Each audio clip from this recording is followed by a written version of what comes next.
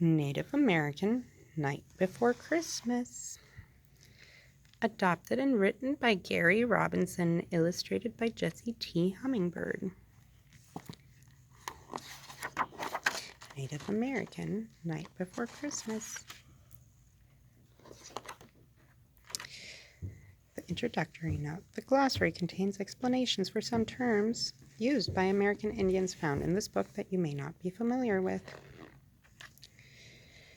'Twas the night before Christmas, when all through the teepee not a creature was stirring, nothing crawly, nothing creepy. Moccasins were hung from the lodge poles with care, in hopes that old Red Shirt in time would be there. The kids were nestled all snug in their beds. All snug in their beds, while visions of choke cherries danced in their heads.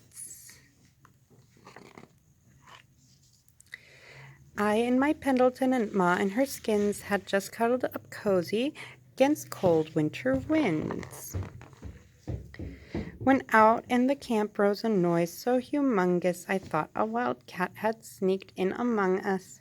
At once I jumped up and ran through the clutter, threw back the flap, and made the lodge shudder. The moon and the stars in the night sky were a-blinking like the headlight that shines on my '69 Lincoln, when what to my wondering eyes did show but an old wooden sleigh and 8 buffalo, with a plump little driver who looked so well fed I thought for a bit he was flying fry bread.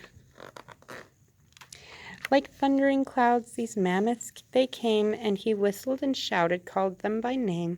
Now Harjo, now Redbow, now Shino, and Kola, and Tall Chief, on White Cloud, on Sam and Yahola. To the top of the trees, to the top of the bushes, haul your fat fur, and move out your big tushes.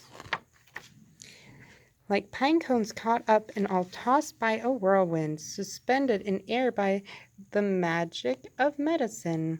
Up the lodge top the bison they soared, with a sleigh of commodities, goodies, and more. Then in a moment they froze there in space, and I felt the color all drained from my face. I turned back inside just as quick as a wink, down the smoke hole old Red Shirt did sink.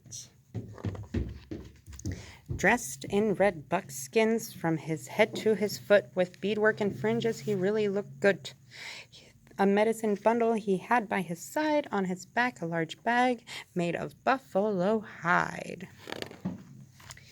A headdress he wore on his head like a crown, made of white turkey feathers all tipped in brown. His skin was as wrinkled as sun-baked earth, but none of these things really told of his worth. His face was like granite, his features so timeless, I knew that his soul held nothing but kindness.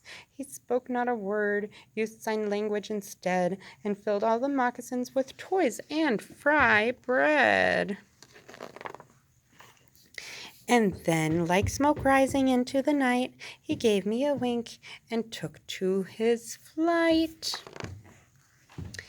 Up through the smoke hole into the sleigh, wakening his team with a hearty hoka-hey.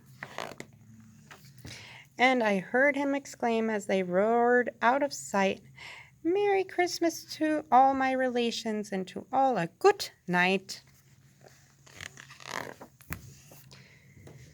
All my relations means many American Indian people use this phrase as a blessing at the end of special ceremonies. It means that we humans are related to everything in the world: rocks, plants, animals, other humans, everything. This powerful and meaningful concept is the basis for many Native American cultures and religions. Choke cherries, a type of wild cherry that grows in the northern plains and is used as a ceremonial food by some Plains Indian tribes. Since choke cherries ripen in summer, the children may be dreaming about all the fun things they do then, like swimming or going to powwows. Commodities. Some low-income American Indian families still rely on monthly supplies of surplus Government food known as commodities. Families usually pick up this food at a central location on the reservation, so it would be a treat to have them home delivered at Christmas time. Fry bread. Most Indians were forced to live on reservations created in the mid to late 1800s, where the governments distributed cheap food staples to these captives. Among these foods were white flour, sugar, salt, and meat that was often spoiled. From the flour, fry bread is made. Over the years, it became a regular part of the Indian diet and is still eaten with honey and smothered with ground beef, beans, and other condiments in a dish known as Indian taco or Navajo taco. Harjo, redbow, chino, etc. These are a few of the common names found among Indian people of several different tribes. Hoka hey. Traditional Lakota warriors would shout Hoka hey to one another as they charged into battle. Tribal elders say it literally translates as hold fast, there's more, and is used today by Indian people as a means of encouragement. Medicine. Many Indians use this English word to refer to a variety of Native American concepts involving magic, healing, or power, as in, his medicine is strong. Medicine bundle, a collection of power objects that some Indian people wear in a pouch around their necks or somewhere on their bodies. Some medicine bundles are quite large and are kept in a special place in the home. Old Red Shirt, the Indian Santa Claus. The original poem, known to most people as The Night Before Christmas, is really titled A Visit from St. Nicholas, but Indians don't have tribal words for Saint Nick or Santa Claus. Sometimes Native Americans give people endearing nicknames based on their appearance or actions. Pendleton Mills. Pendleton Mills in Oregon is internationally famous for its warm and beautiful woolen blankets with Native American designs. In the 1800s, the U.S. government commissioned Pendleton to produce blankets to be used for trade with American Indians. Galaxy. Sign language. Several of the Plains Indian tribes who spoke distinctly different languages developed a sign language so they could communicate for trading purposes.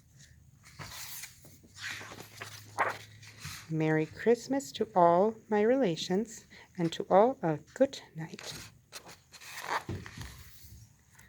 What a wonderful book.